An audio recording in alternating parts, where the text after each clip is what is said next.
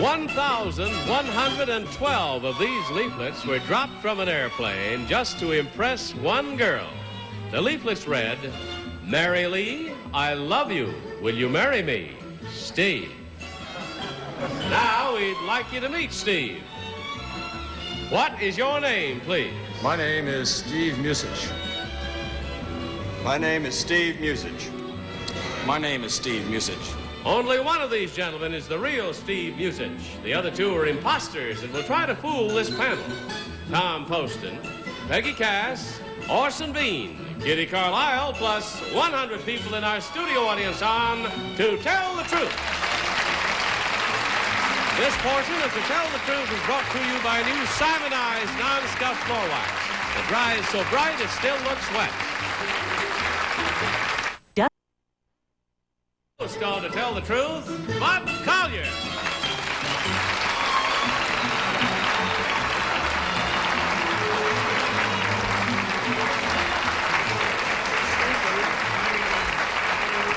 Thank you very much, and welcome once again to Tell the Truth. Good afternoon, panel. Good afternoon. Who's that with you there, Bud? Bright and shiny. Isn't she pretty? Yes, indeed.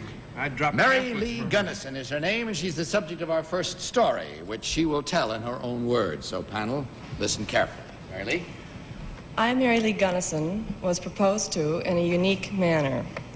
My boyfriend and I were on a picnic when a plane flew over and dropped over 1,000 leaflets to the ground. I picked one up and read it. It said, "Mary Lee, I love you. Will you marry me, Steve?" When I stopped laughing, I gave him my answer. Signed, Mary Lee Gunnison.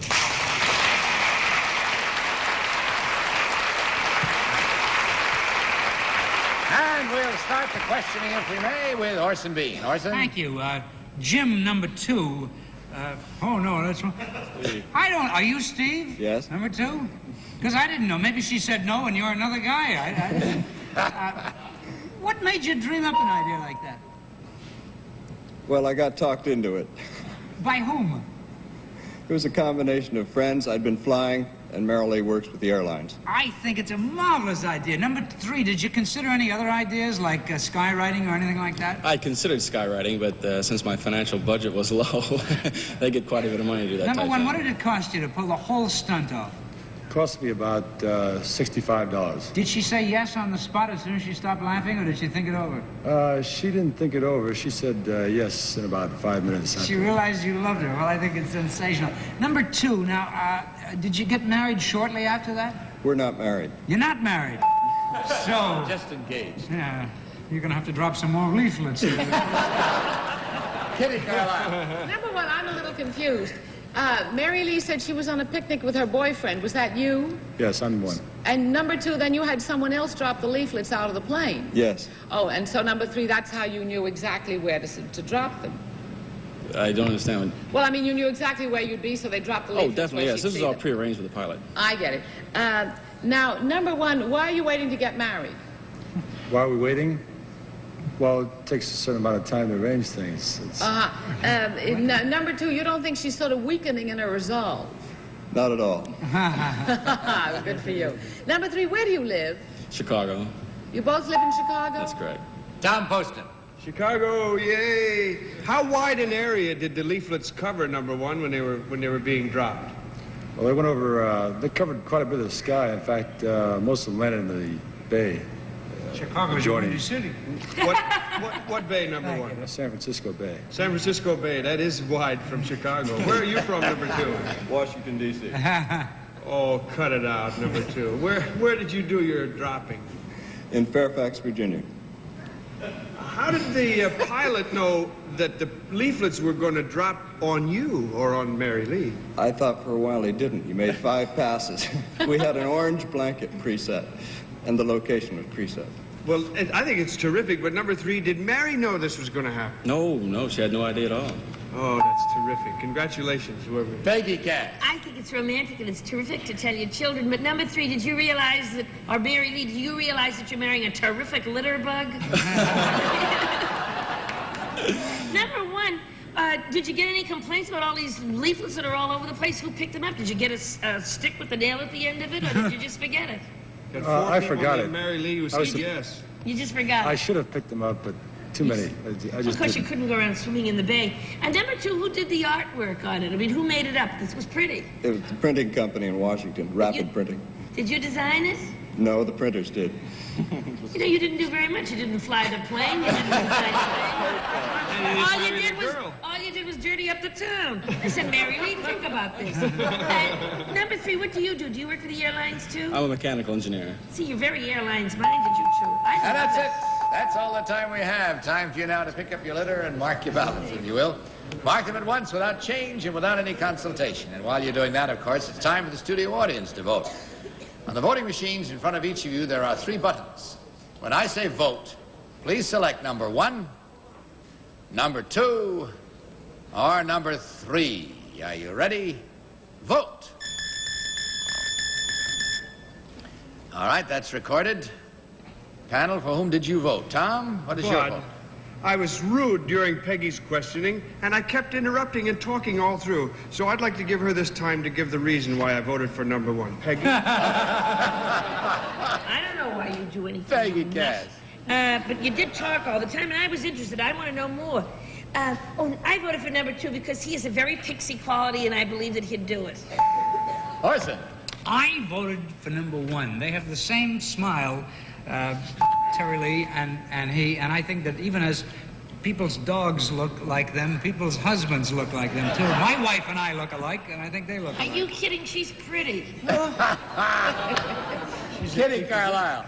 I voted for number 2 because obviously Mary Lee likes to laugh. And number 2 has a lot of humor, and I think they're going to get along just fine when they get around to it. All right, let's find out who got the most votes from our studio audience. Our audience voted for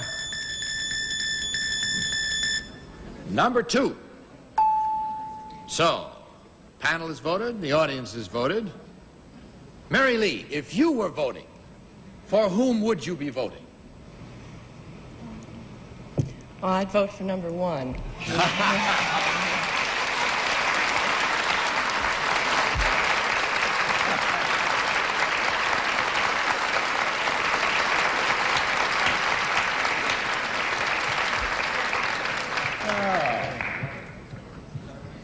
Mary Lee, for whom do you work?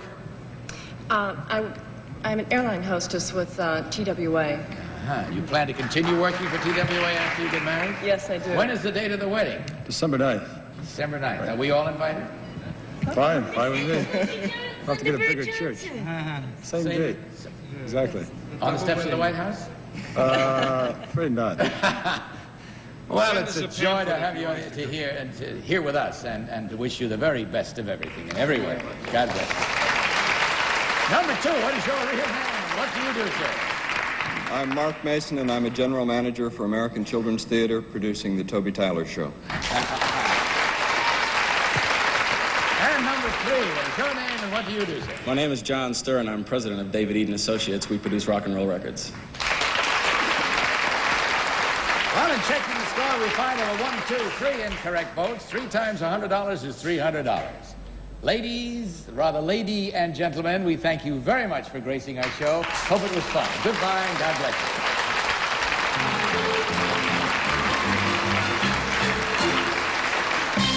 you. We'll meet our next team of challengers in a minute. But you know, there's usually a reason for not feeling well. Now, coming up next is one of the most unusual and fascinating stories we have ever presented on To Tell the Truth.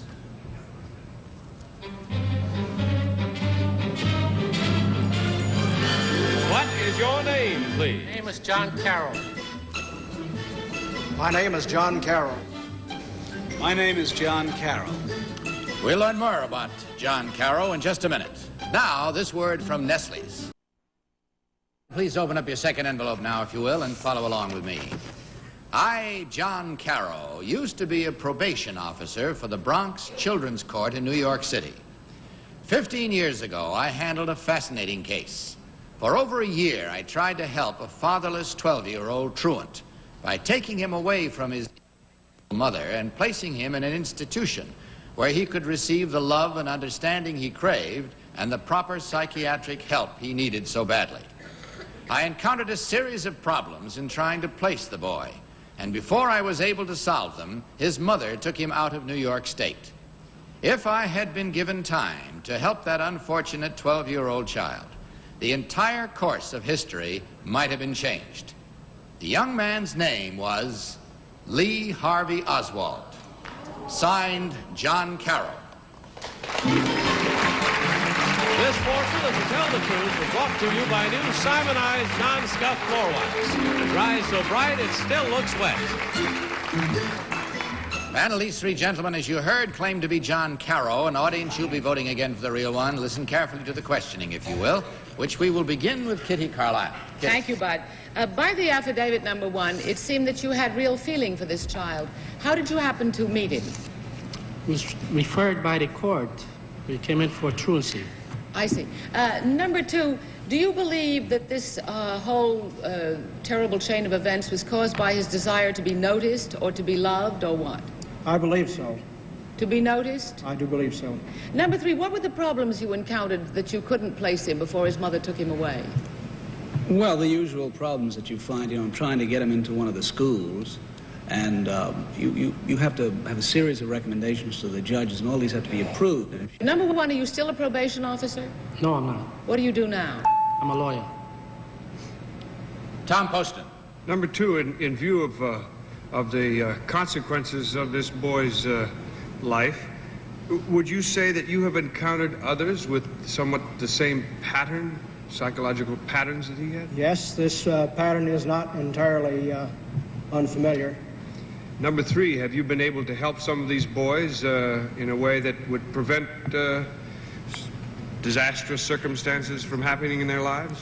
Not as much as we'd like to, that's about as simple What as do I you can do, say. thank you, what do you do for them, number 1? I mean, which boys are you speaking about?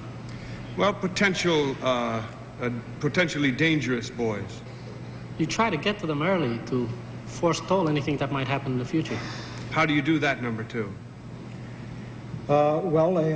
We counsel them. We refer them for counseling. For example, we might send them, as we did in this case, to youth house. We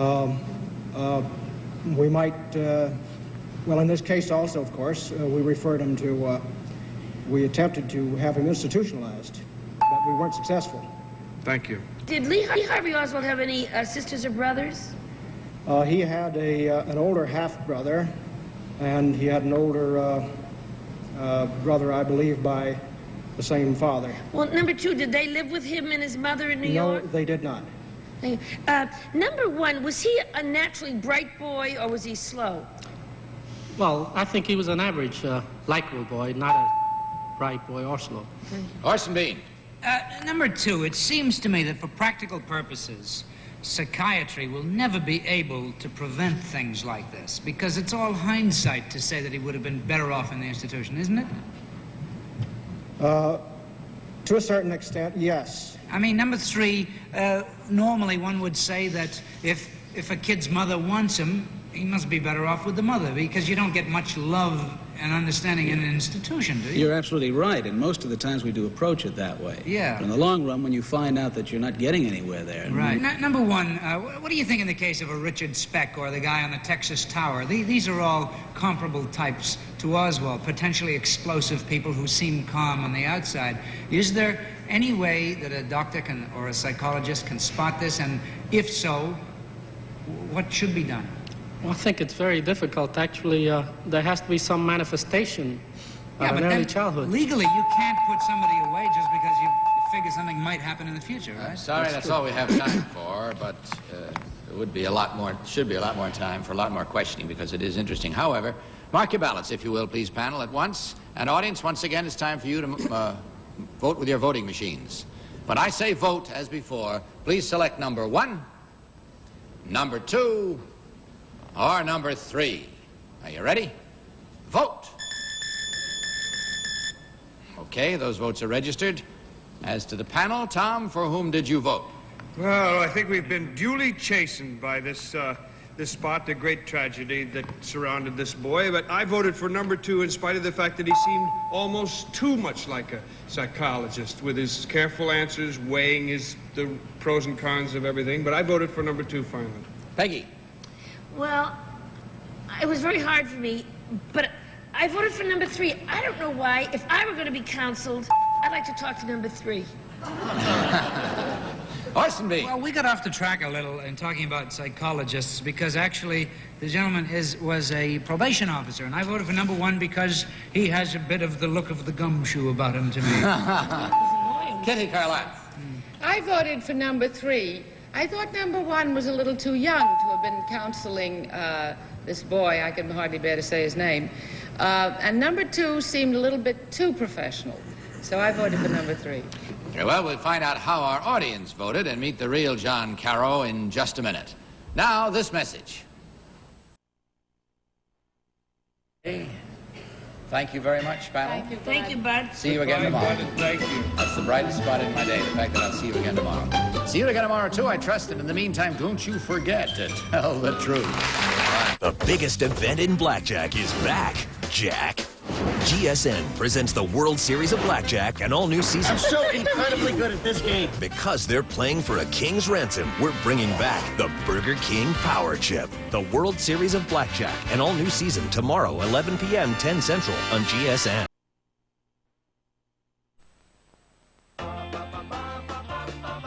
Ladies and gentlemen, from New York City, Joe Garagiola. Thank you very much. And welcome to Tell the Truth. Thank you, Bill Wendell. Hey, if, as the song says, the hills are alive today with the sound of music, our stage is alive today with the lady who was the inspiration for the great Rodgers and Hammerstein musical. And we're going to meet the Baroness von Trapp right after we say hello to our panel here on To Tell the Truth. Here is Bill Cullen. Kitty Carlisle. Nipsey Russell. And Peggy Cash.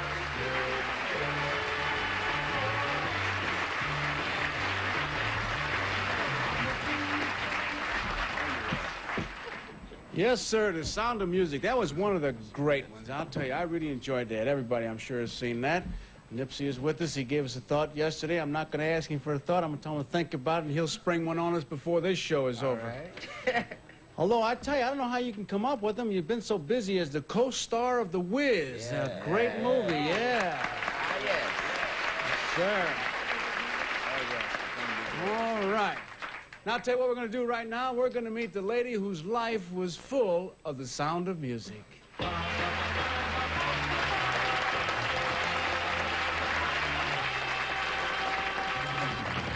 Number 1, what is your name, please? My name is Maria von Trapp. Number 2. I am Maria von Trapp. Number 3. My name is Maria von Trapp. Listen carefully now to the inspirational story of Maria von Trapp. I, Maria von Trapp, am the real-life Maria in the popular musical and motion picture, The Sound of Music. As you may recall, at the time of Adolf Hitler, my husband, my children, and I fled our native Austria. As the Trapp family singers, we then traveled the world singing the a cappella music of the 16th and 17th centuries, as well as the folk songs of different lands. After settling in Vermont, for years we conducted a summer music camp. Now our lodge is a Christmas visitor's paradise. A word concerning the two actresses who portrayed me. While I thought they were both excellent, I tried desperately, but unsuccessfully, to convince both Mary Martin and Julie Andrews not to make Maria so ladylike. Signed, Baroness Maria von Trapp.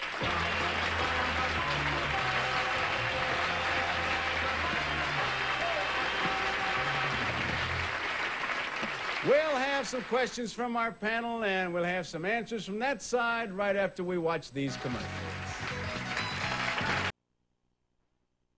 Today is graced with three lovely ladies, all claiming to be the Baroness Maria von Trapp, the head of the Trapp family singers and the inspiration for Rodgers and Hammerstein's musical, The Sound of Music. And we're going to start this round with our own little songbird, Thank Kitty you. Carlisle. Well, whoever you are, I admire you enormously. You've done a wonderful job, and you've given us a lovely musical. Number one, did Rodgers and Hammerstein know you before?